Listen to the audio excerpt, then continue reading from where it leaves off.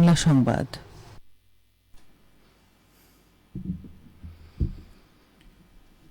আসসালামু আলাইকুম। বাংলাদেশ বেতার রাজশাহী স্থানীয় সংবাদ পড়ছি মাহমুদ শওকাত। স্থানীয় সরকার পল্লী উন্নয়ন ও সমবায় মন্ত্রণালয় এবং যুব ক্রীড়া মন্ত্রণালয়ের উপদেষ্টা আসিফ মাহমুদ সজীব ভূঁইয়া রাজশাহী বিভাগীয় জেলা পর্যায়ের সরকারি কর্মকর্তাদের সাথে মত বিনিময় সভা করেছেন। আজ সকালে রাজশাহী সার্কিট হাউসে এই সভা অনুষ্ঠিত হয়। এ সময় তিনি স্থানীয় সরকার বিভাগের আওতাধীন সংস্থাসমূহের বাস্তবায়িত 12টি প্রকল্পের ভার্চুয়াল উদ্বোধন করেন।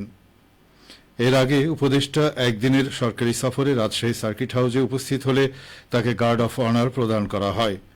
এ সময় উপস্থিত ছিলেন রাজশাহী বিভাগীয় কমিশনার খন্দকার আজিম আহমেদ, আরএমপির পুলিশ কমিশনার মোহাম্মদ আবু সুফিয়ান, জেলা প্রশাসক আফিয়া আখতার ও পুলিশ সুপার ফারজানা ইসলাম।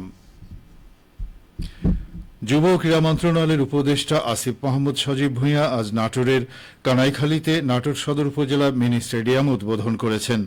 এ সময় উপদেষ্টা বলেন, সারা দেশে পর্যন্ত প্রায় 150টি উপজেলা মিনি স্টেডিয়াম উদ্বোধন করা হয়েছে। পর্যায়ক্রমে অবশিষ্ট উপজেলাগুলোতেও মিনি স্টেডিয়াম নির্মাণ কাজ সমাধা করা হবে। উপদেষ্টা বলেন, এসব স্টেডিয়ামের পরিচর্যা করতে হবে। স্টেডিয়ামগুলো যেন বিভিন্ন ক্রীড়া চর্চার মাধ্যমে বছরব্যাপী সচল থাকে। এই জন্য সবাইকে দায়িত্বশীল ভূমিকা পালন করতে হবে। যুব ক্রীড়া মন্ত্রণালয়ের অধীন উপজেলা পর্যায়ের মিনি স্টেডিয়াম নির্মাণ প্রকল্পের আওতায় নির্মিত মিনি স্টেডিয়ামে 3 তলা বিশিষ্ট প্যাভিলিয়ন ভবন এবং 5 ধাপ বিশিষ্ট 3টি সাধারণ গ্যালারি রয়েছে। স্টেডিয়ামে পুরুষ ও মহিলাদের জন্য আলাদা টয়লেট ব্লক রয়েছে। নাটোর মিনি স্টেডিয়াম উদ্বোধনের পর উপদেষ্টা নাটোরের জেলা পরিষদ অডিটোরিয়াম থেকে অনলাইনে সংযুক্ত হয়ে 10টি জেলার অবশিষ্ট 13টি মিনি স্টেডিয়াম উদ্বোধন কর্মসূচিতে উপস্থিত রয়েছেন।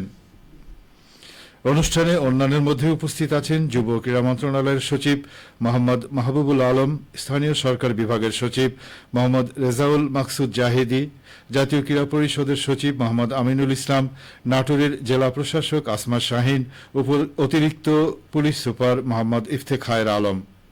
উপদেষ্টা বেলা 1টায় নাটোর সার্কিট হাউসে স্থানীয় সরকার প্রকৌশল বিভাগ বাস্তবায়িত প্রকল্পসমূহের ভার্চুয়াল উদ্বোধন করবেন। বগুড়ার শিবগঞ্জে গাজীপুরের সাংবাদিক আসাদুজ্জামান তুহিনকে হত্যার প্রতিবাদে মানববন্ধন ও প্রতিবাদ সমাবেশ অনুষ্ঠিত হয়েছে। গতকাল বিকেলে উপজেলার কিচক প্রেস ক্লাবের আয়োজনে শিবগঞ্জে কর্মরত সাংবাদিকেরা এই কর্মসূচি পালন করেন। সাংবাদিক তুহিন হত্যার প্রতিবাদে কিচক প্রেস ক্লাবের সামনে থেকে বিক্ষোভ মিছিল বের হয়ে কিচক বন্দরের মোকামতলা জয়পুরহাট মহাসড়কে মানববন্ধন ও বিক্ষোভ সমাবেশ অনুষ্ঠিত হয়।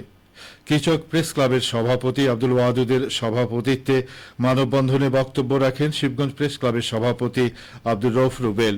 সাংবাদিকদের নিরাপত্তা নিশ্চিত ও তুহিন হত্যাকাণ্ডে জড়িতদের দ্রুত সময়ের মধ্যে গ্রেপ্তার করে কঠিন শাস্তি নিশ্চিত করতে প্রশাসনকে অনুরোধ জানান তিনি।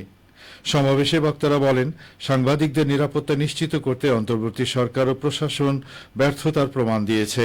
অবিলম্বে সাংবাদিক আসাদুজ্জামান তুহিনের হত্যাকারীদের 24 ঘণ্টার মধ্যে গ্রেপ্তার করে দ্রুত বিচার নিশ্চিত করতে হবে।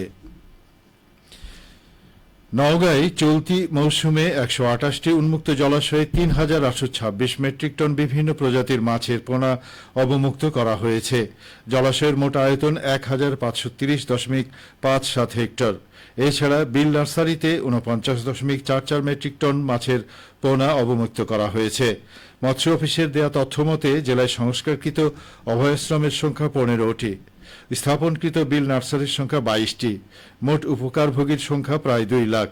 মাছের উৎপাদন বৃদ্ধির লক্ষ্যে চলতি মৌসুমে স্থানীয় 1,160 জন জেলে ও মৎস্যচাষী উপকারভোগীকে প্রশিক্ষণ প্রদান করা হয়েছে। জেলা মৎস্য কর্মকর্তা ফেরদৌস আলী বলেন, বর্ষায় জেলার উন্মুক্ত জলাশয়, নদী, বিল, বড়পিট ও বিভিন্ন ক্যানেলে প্রচুর মাছ উৎপাদন হয়। এছাড়া পুকুরে সারা বছর মাছ উৎপাদন করেন চাষিরা। বড় মাছের মধ্যে রুই, কাতলা, মৃগেল, ব্রিগহেড, কালীবাউস, চিতল, বোয়াল, আইড়, পাঙ্গাস এবং ছোট মাছের মধ্যে কই, ট্যাংরা, মলা, শিং, মাগুর ও পাবদা সহ অন্তত 30 প্রজাতির মাছ উৎপাদন করে চাষিরা ধারাবাহিক সাফল্য অর্জন করে চলেছেন। 2024-25 অর্থ বছরে এ জেলায় মোট 91,576.95 মেট্রিক টন মাছ উৎপাদন হয়েছে, যা স্থানীয় চাহিদা মিটিয়ে উদ্বৃত্ত উৎপাদনের পরিমাণ 28,594.26 মেট্রিক টন। সবশেষে আবহাওয়া। আজ দুপুর 12টায় রাজশাহীতে তাপমাত্রা ছিল 31.2 ডিগ্রি সেলসিয়াস। এ সময় বাতাসে আপেক্ষিক আর্দ্রতার পরিমাণ ছিল 83%। রাজশাহী ও পার্শ্ববর্তী এলাকায় আজ সূর্যাস্ত সন্ধে 6:44। সংবাদ শেষ হলো। আমাদের পরবর্তী সংবাদ দুপুর 2:05।